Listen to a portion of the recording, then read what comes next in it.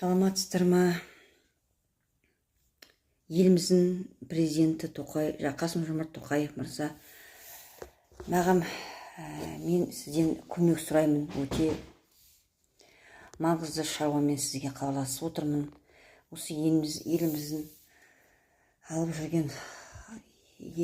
жүрген басшылары, біздің президентіміз Қасым-Жомарт Тоқаев мырза, мына елімізде болып жатқан соғыстар, ең бірінші мына Украинада Ресеймен басталған, Ресеймен екі ортада басталған Украина мен Ресейдің соғысы болып жатқан жағдай бізге өте жанымызға батады.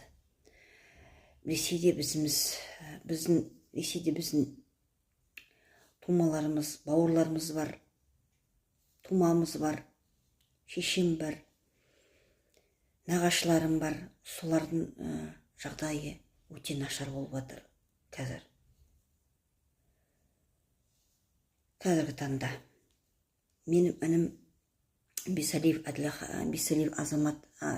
Самат Әділхайырұлы, 84 жылғы Бисалиев Самат інім былтыр бірнақ жылма соғысқа аттанды. Сол кез Ресей елінен соғысқа аттанды. Енді оларға осындай береді ғой, контрактпен кіресіңдер, сен бывший жаңағы не деп, военныйсың деп берді, распоряжение берді бұларға, приказ ретінде соғысқа аттану керек деп. Сол соғыстан айырылмай енді ақырында өліп тынды. Өте жанымызға батты осы өлім. Осы жақында ұрысқер соғысқа аттанып, сол соғыстан аман қалмай қалды, аман шықпады. Снарядтарма үстеріне түсіп, жарылысқа тап болып, содан аман қалмады ініміз.